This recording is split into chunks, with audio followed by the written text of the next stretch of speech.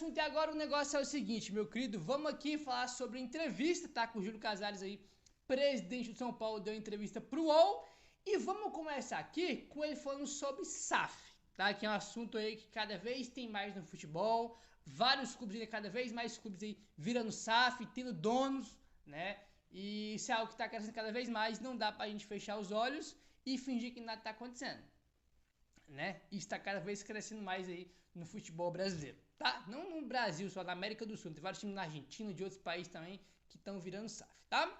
Presidente do São Paulo, Júlio Casares, admitiu que a tendência futura é de que o clube se torne uma SAF ou que adote um modelo de negócios parecidos, tá? Então ele falou, né, que no futuro ou vai ser SAF ou vai ter aí, né, um outro tipo de modelo com algum empresário, tá?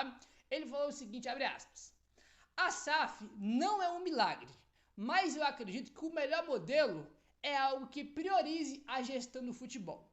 Eu não posso dizer que o São Paulo vai virar uma SAF pura, mas é uma tendência que se o São Paulo não tiver algum acordo comercial, ele vai competir menos. Os clubes, mesmo que não admitem SAF e o São Paulo tem essa resistência, tem que pensar no modelo empresarial, senão vai ficar para trás, fecha aspas, tá? Então já é um tom diferente aí. Ele não falou que o São Paulo vai virar SAF, falou que o São Paulo sim, né, junto com outros clubes, tem essa resistência aí em virar SAF, mas ele falou, ó, ou vai ter que virar SAF, ou vai ter que ter um acordo comercial aí, né, outro tipo de parceiro de investimento, porque senão vai competir menos. Ele mesmo tem essa noção e ele admitiu isso.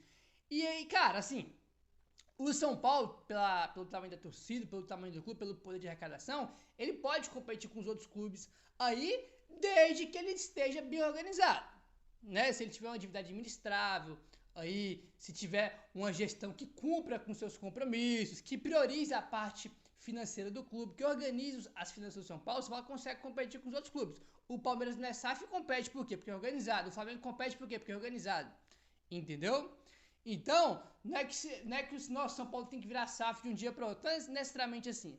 Eu acho que pode virar SAF porque, cara, assim, eu não tenho nenhuma expectativa aí de ver uma gestão profissional no São Paulo, né, que prioriza a dívida, aí, né, uma gestão realmente que vem, cara, e coloca o São Paulo em outro patamar na parte financeira, entendeu? As gestões do São Paulo aí, Moleco, Casares, é uma tragédia atrás da outra, entendeu?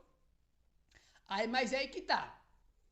Ou vai ficar nesse modelo aí, porque eu não acredito que vai ter um presidente que vai fazer algo que vai conseguir reconstruir o São Paulo, né? Porque o próximo presidente, por exemplo, pode ser o Belmonte, pode ser o Outro Ares, né? Que é um negócio inacreditável. Então é difícil imaginar que as próximas gestões vai conseguir reestruturar o São Paulo financeiramente. É muito difícil acreditar nisso aí, entendeu?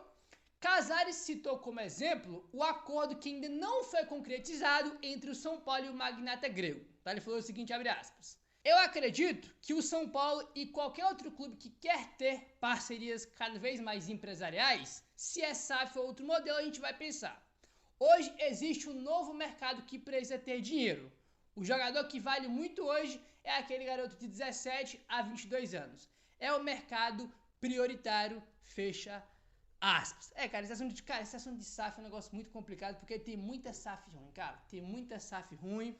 Pô, ontem o Botafogo, né, tinha fechado a venda de 3 jogadores de uma vez pro Nottingham Forest, que é o time, inclusive, do magnata, do grego, né, do Evangelos Marinax, né, comprou 3 jogadores do Botafogo de uma vez só, né, por um valor de 30 milhões, 34, uma coisa assim, que eu achei que foi baixo, né, pelos 3 jogadores.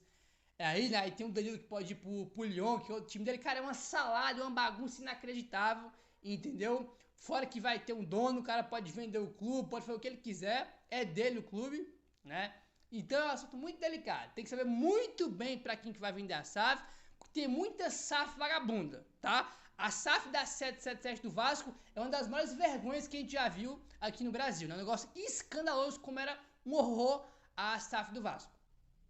Entendeu? Além da SAF do Vasco como gestão ter sido horrível, os caras têm um monte de problema, né?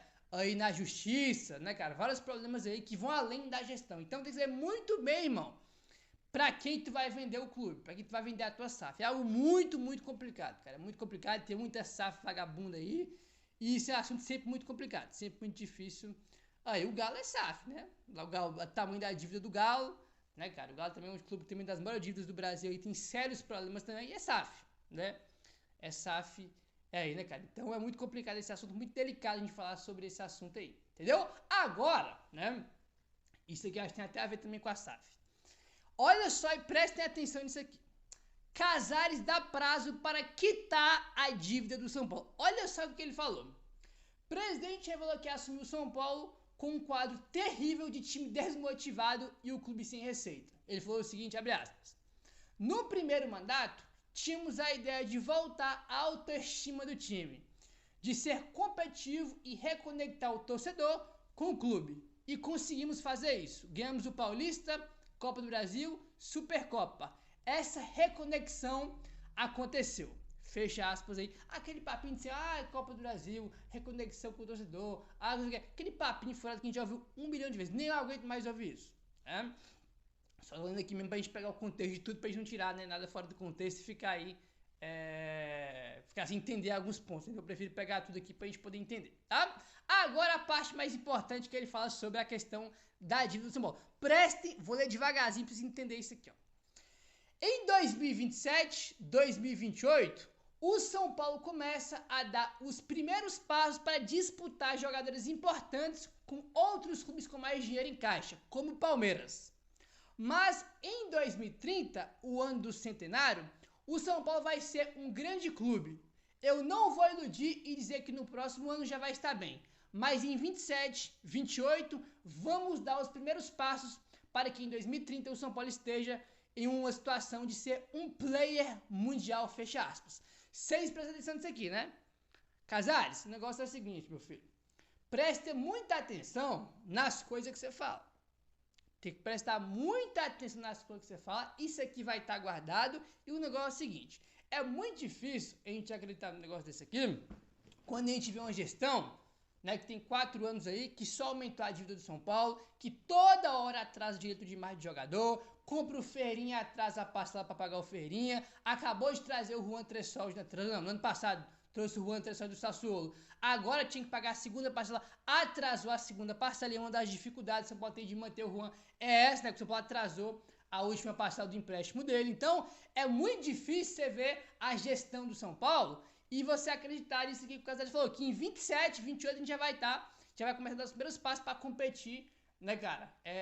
Competir, né, em contratar jogador com outros clubes que tem mais dinheiro que o São Paulo, como o Palmeiras, como o Flamengo e tudo mais. Então, é difícil você imaginar um negócio desse na gestão do São Paulo atual. Mas, ao mesmo tempo, a gente tem que olhar a situação do São Paulo, que é o seguinte. O São Paulo, ele tem uma dívida grande, entendeu? Só que o São Paulo, ele tem um problema aí que pra mim não, acho que é o mais óbvio de tudo. O maior problema que o São Paulo tem de forma destacada, acho que não dá nem pra discutir isso, é o seguinte. O São Paulo tem uma dívida cara, uma dívida muito alta, na verdade.